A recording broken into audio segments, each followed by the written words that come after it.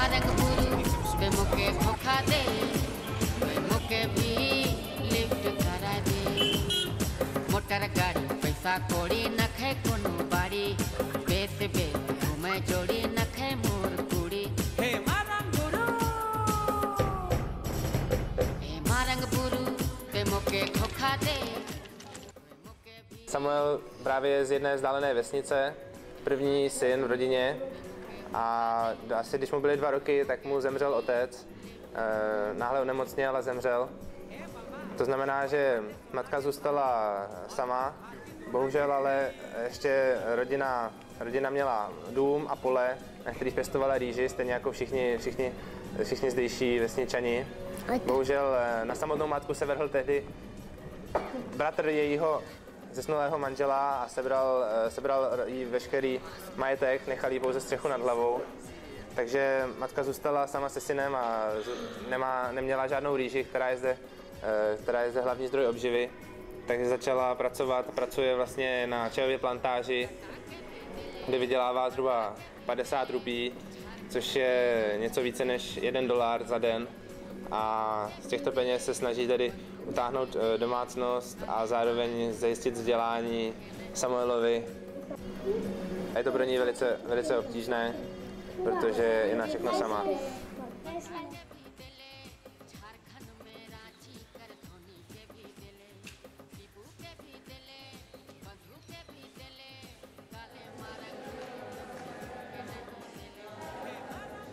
V naší oblasti v severovýchodní Indii jsou Salesiáni oblíbení a mají velice dobré jméno. Je to proto, že jedna z rolí, kterou se hrají, je, že zajišťují pro děti vzdělávání. Některé děti žijí s rodinami ve vzdálených vesnicích, vzdálených od města a je pro ně obtížné dostat se do školy, případně chodí pouze do vládní školy, do státní školy, kde ta kvalita výuky je velmi nízká, protože vyučující často nedochází do výuky a nevěnují se svým povinnostem.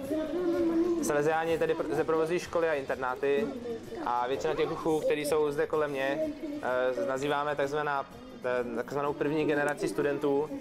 To znamená, že jejich rodiče ještě nechodili do školy, jsou nevzdělaní a jejich děti jsou tedy první generace, která se vzdělává.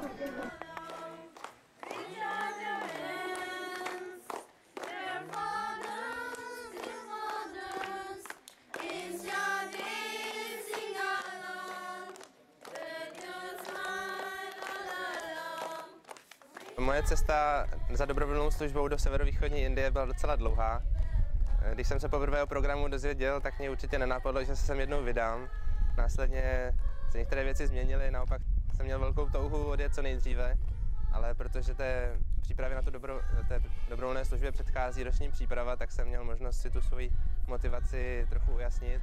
A tak v momentě, když jsem to rozhodnutí vydat se na dobrovolnou službu udělal, tak to bylo proto, že jsem chtěl prožít tu zkušenost roka života a práce v jiné kultuře spojenou s pomocí druhým, protože jako dobrovolník už jsem působil v Čechách a zjistil jsem, že je to dobré.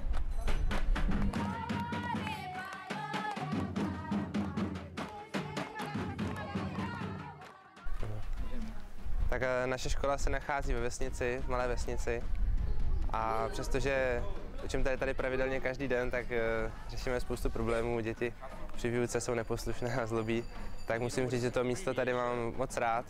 Je ohromně pokojné a panuje tady ohromně přátelská atmosféra.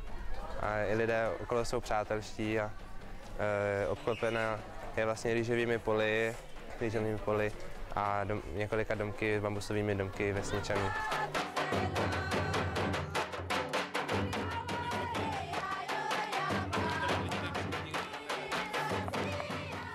Moje aktivity zde v severovýchodní Indii ve městě Golaghat by se daly rozdělit do takových 3 oblastí.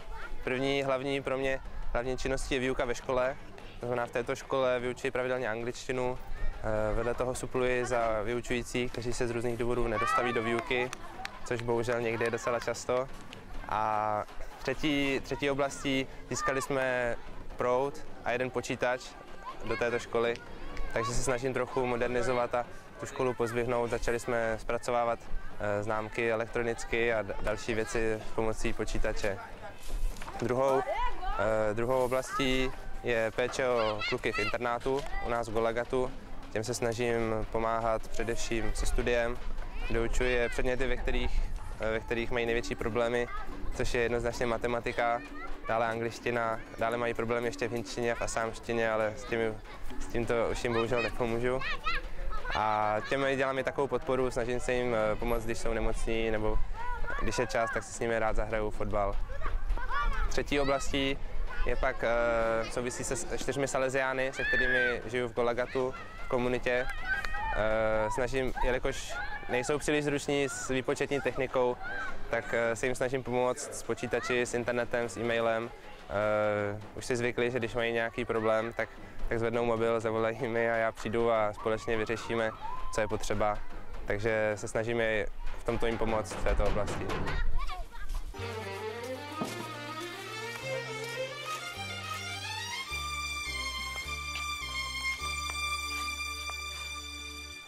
Volunteers coming from Czech Republic is a sign that missionaries of ancient time. Dobrovolníci z České republiky jsou znamením toho, že misijní spolupráce s Evropou stále pokračuje. Lidé v Golagatu jsou velmi šťastní, když potkávají dobrovolníky ve svých vesnicích a školách. Jsou rádi, že lidé ze západních zemí na ní nezapomněli. Naši křesťanskou víru jsme přijali z Evropy. Díky dobrovolníkům můžeme cítit společenství církve a duchovní a materiální podporu. Come to support us in our spiritual living and in our other activities.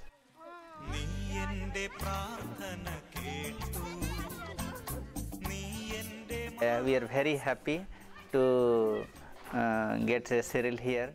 Jsme moc šťastní, že tady Cyrila máme a přejeme mu, aby se mu v životě dařilo. Budeme rádi, když pošlete další dobrovolníky, jako je Cyril, abychom od nich dostávali novou inspiraci a vzdělání. We'll get some more ideas and some more better education. Thank you, Father. Thank you, Father. Thank you, Father. Na své dobrovolné službě v Indii, na kterou jsem se dostal pomocí programu Adopce na blízko, zažívám opravdu mnoho zajímavých věcí. A na otázku, co mi ta zkušenost dala, dokážu asi lépe odpovědět, až se vrátím domů. Ale už teď vnímám určitě, že jsem se stal trochu skromnější v mnoha ohledech, protože život v Indii není tak pohodlný a luxusní, jako jsem si žil doma v Evropě. Rozhodně tady vyučuji děti ve škole, ale je to i trochu vzájemné, zároveň i oni učí mě, přestože to jsou malé děti. Pro mě opravdu jejich životy a životy prostých lidí ve vesnici jsou pro mě mnohdy velmi inspirující, protože ti lidé mě učí, že dokáží být spokojení, i když mají rýži 3krát denně, možná právě proto, že ji mají 3krát denně, dokáží být spokojení s málem a tak si i díky nim uvědomuji, že není důležité, kolik toho člověk má, ale spíše, jak je spokojený s tím, co má. Takže jsem tady vděčný za to, že ty prostí lidé mě také mohou toho mnoho naučit.